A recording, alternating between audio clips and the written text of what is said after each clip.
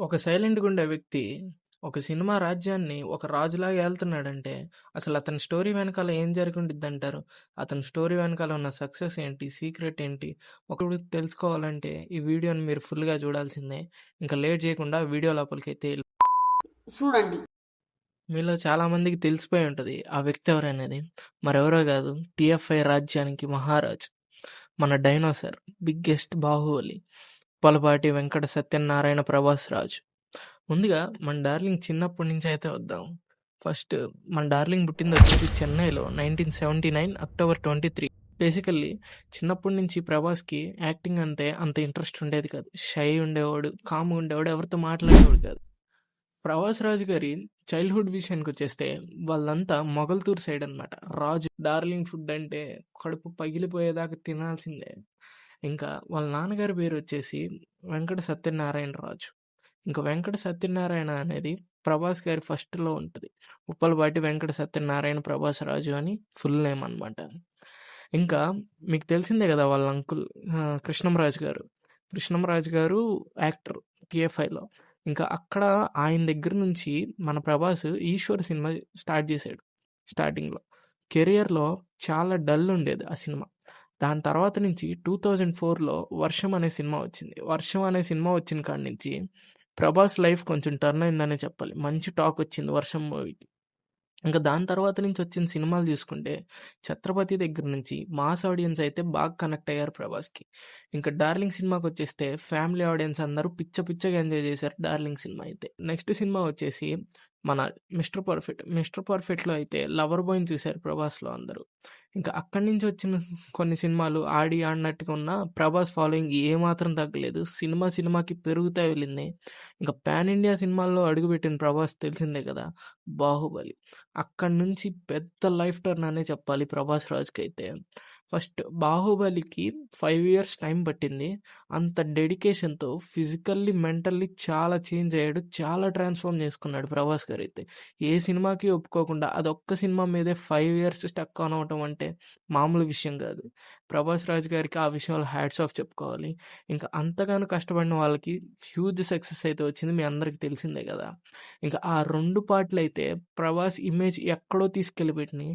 అంతకుముందు 'టీఎఫ్ఐ' వరకే తెలిసిన ప్రభాస్ ఇప్పుడు ప్రతి ఒక్క ఆడియన్‌కి తెలిసున్నాడనమాట. అటు బాలీవుడ్‌లో చూసుకున్నా, కాలీవుడ్‌లో చూసుకున్నా, మాలీవుడ్‌లో చూసుకున్నా ప్రభాస్‌కి చాలానే ఫ్యాన్స్ ఉన్నారు. ఇంకా అక్కడి నుంచి అంచెలంచెలుగా ఎదిగిన ప్రభాస్ ఫస్ట్ రోజే 100,00,00,000 కొట్టందే అసలు ప్రభాస్ సినిమా అంటే ఫస్ట్ రోజు 100,00,00,000 కొట్టాల్సిందే. మన 'సుజిత్' తీసిన 'సాహో' సినిమా దగ్గర నుంచయితే ఇంక ప్రభాస్ గారి రేంజ్ పాన్ ఇండియా లెవెల్‌లో చాలా పెరుగుతా వెళ్ళిపోయిందనమాట. బిగ్గెస్ట్ కమ్‌బ్యాక్ వచ్చేసి 'సలార్'. వరుసగా 'ఆదిపురుష్' డిజాస్టర్ అయింది. 'రాధేశ్యామ్' అలా అలా ఆడింది. అయినా కూడా ఏమాత్రం ఇమేజ్ డౌన్ అవ్వని ఒకే ఒక్క హీరో ప్రభాస్. అది మరి ప్రభాస్ రేంజ్ అంటే. ఇంకా మన ప్రభాస్ గారికి కొన్ని రూమర్స్ కూడా వచ్చినాయన్నమాట. మ్యారియల్ రూమర్స్ అని. కానీ అయినా కూడా ఇప్పటికి బ్యాచిలర్‌గానే ఉన్నారు. అవన్నీ రూమర్సే. అఫీషియల్‌గా ఏదైనా ఉంటే ఆయనే చెప్పాలి ఇంకా. ఇంకా సినిమాల విషయాల్లో చూసుకున్నట్టయితే ప్రభాస్ గారు ఎంత సైలెంట్ అండ్ ఎంత కామ్‌గా ఉంటారో తెలుసుగా. మీ అందరికీ చాలా ఇంటర్వ్యూల్లో చూసే ఉంటారు. ఇంకా ప్రభాస్ గారు రియల్ లైఫ్‌లో కూడా అలానే చాలా కామ్ అండ్ సైలెంట్‌గా అయితే ఉండరు. ప్రతి ఒక్కళ్ళకి ఇన్‌స్టాగ్రామ్‌లో ఏది ట్రెండ్ అయిన హెల్పింగ్ వీడియో ముందుండేది ప్రభాస్ రాజ్ గారే హెల్పింగ్. అప్పుడు ఫ్లడ్స్ వచ్చినప్పుడు హెల్ప్ చేశారు. చిన్న పాపకి ఏదో అయితే హెల్ప్ చేశారు. కోట్లు కోట్లు రూపాయలు, లక్షలు కూడా కాదు కోట్లే పెడతాడు. డార్లింగ్ నాకు హెల్ప్ కావాలంటే నేనున్నా అనేవాడిలో ఫస్ట్ ప్రభాస్ అయితే. ఇంకా ప్రభాస్ గారి లైఫ్‌లో మనం తెలుసుకోవాల్సిందేంటంటే, కొన్ని కొన్ని టైమ్స్‌లో మనం రిస్క్ తీసుకోవాల్సి వస్తదనమాట. ప్యూర్ ఎగ్జాంపుల్ ఏంటంటే 'బాహుబలి' 5 ఇయర్స్ ఒక్కటే సినిమా మీద స్టక్ ఆన్ అయిపోయి, అది హిట్ అవుద్దా, ఫ్లాప్ అవుద్దా అనేది పక్కన పెట్టేసి, ఒక మనిషి ఫ్యామిలీకి, అటు సోషల్ మీడియాకి, అటు అందరికీ ఫ్రెండ్స్ అందరికీ దూరంగా ఉన్నాడంటే మామూలు విషయం కాదు.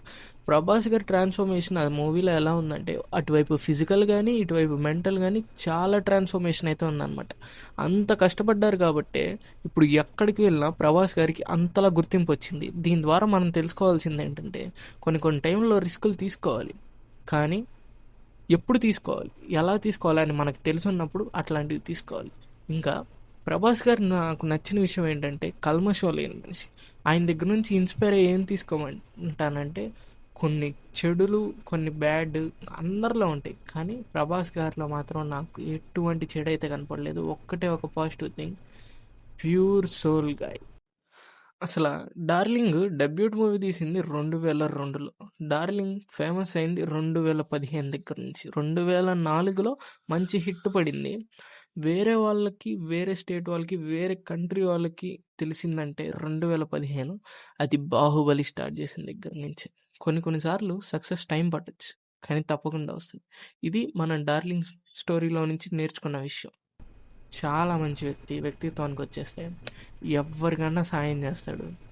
ఇంకా ఇట్లాంటి ఇన్స్పైరింగ్ స్టోరీస్ మీకు ఇంకా కావాలంటే మన ఛానల్ సబ్స్క్రైబ్ చేసుకొని లైక్ అండ్ షేర్ ఫాలో కొట్టేసేయండి. చూశారు కదా ప్రభాస్ రాజు గారి స్టోరీ ఎలా ఉంది. అంచులంచులుగా ఎదిగారనమాట. అసలు 'బాహుబలి' తర్వాత నుంచి షేక్ అయిపోయింది ఆయన ఇమేజ్. అంతలాగా ఒక 'బాహుబలికి' ఆ 5 years స్పెండ్ చేయకపోయి ఉంటే ఇప్పుడు ఎలా ఉండేదో మరి. ఇట్లాంటి మోర్ లైఫ్ ఇన్స్పైరింగ్ స్టోరీస్ కోసం మన ఛానల్ ఇప్పుడే సబ్స్క్రైబ్ చేసుకొని లైక్ చేసి నచ్చితే మీ వాళ్ళకి షేర్ చేయండి. ఇట్లాంటి మరిన్ని కంటెంట్తో మీ ముందుకు వచ్చేస్తాను. ఇంకా ఈ వీడియో కనుక 'డార్లింగ్' డైహార్డ్ ఫ్యాన్స్ చూస్తున్నట్టయితే కామెంట్ బాక్స్ బద్దలైపోవాలి, అలా ఉండాలి comments. Signing off, vibe with Nani 15. Bye.